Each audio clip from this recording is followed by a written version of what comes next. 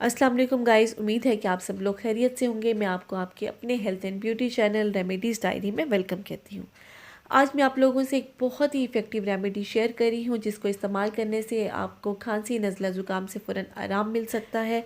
क्योंकि बच्चे हों या बड़े, इस प्रॉब्लम से कोई नहीं बच सकता और बाज़ लोगों को सर्दी गर्मी हर मौसम में फ़्लू रहता है। तो ऐसे में मेडिसिन का बहुत ज़्यादा इस्तेमाल करने से आपकी सेहत पर बहुत ही बुरा असर होता है। और हमारे किचन में ऐसे बहुत से नेचुरल इंग्रेडिएंट्स मौजूद हैं, अगर आप उनका सही इस्तेमाल करें तो आपको खांसी, नज़ला, ज़ुकाम से फ़ौरन आराम मिल सकता है।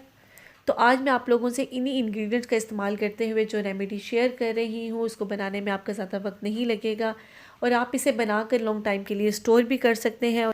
और ये रेमेडी बहुत ही ज़्यादा इफ़ेक्टिव है। चलें अब इस रेमेडी को बनाना स्टार्ट करते हैं, लेकिन उससे पहले नीचे दिए गए रेड बटन से आप मेरे चैनल को ज़रूर सब्सक्राइब कीजिएगा और बेल आइकन भी ज़रूर प्रेस कीजिएगा ताकि मेरी हर आने वाली वीडियो का नोटिफिकेशन आपको मिलता रहे।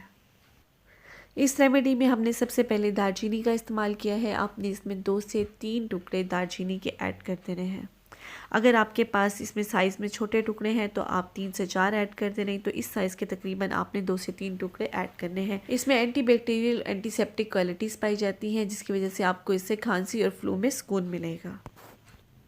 नेक्स्ट हम इसमें बड़ी इलायची का इस्तेमाल करेंगे। बड़ी इलायची को खोल के जो इसमें ये छोटे छोटे इसके सीड्स हैं, आपने इसमें वो ऐड करने हैं।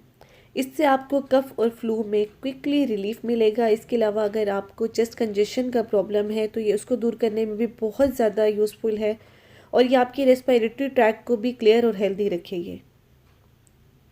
आपने इस तरह से 5 से 6 बड़ी इलायची के दाने इसमें ऐड करने हैं।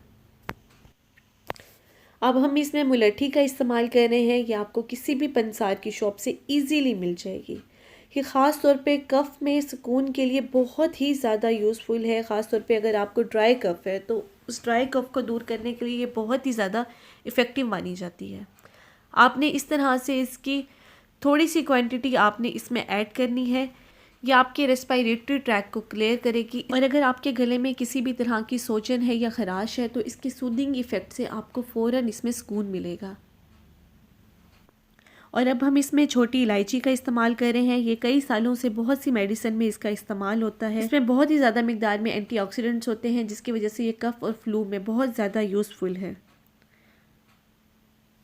आपने इसके भी जस्ट सीड ऐड करने हैं। इस तरह से 5 से 6 इलायची के आप इसमें सीड्स ऐड करते हैं।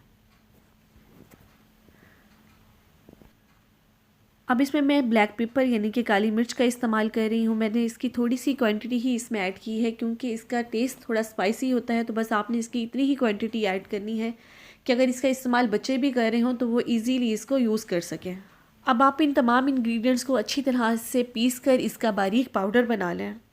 इसको आप लॉन्ग टाइम के लिए भी स्टोर कर सकते हैं। जो क्वांटिटी मैंने आपके साथ शेयर की है, आप इसको कम या ज़्यादा करके इसका पाउडर बना के आप इसे लॉन्ग टाइम के लिए भी स्टोर कर सकते हैं। आप कोई भी एयर टाइट कंटेनर लें और उसमें आप इसको बनाकर अपने पास स्टोर करके रखते हैं और उसके बाद आप जस्ट इसकी थोड़ी सी क्वांटिटी लें, हनी या रॉक कैंडी के साथ आप इसका इस्तेमाल करें। ये हमारी ज़बरदस्त सी रेमेडी तैयार हो चुकी है जो कि बच्चों और बड़ों में तमाम में फ़्लू, नज़ला, ज़ुकाम और खांसी में रिलीफ के लिए बहुत ज़्यादा यूज़फुल है।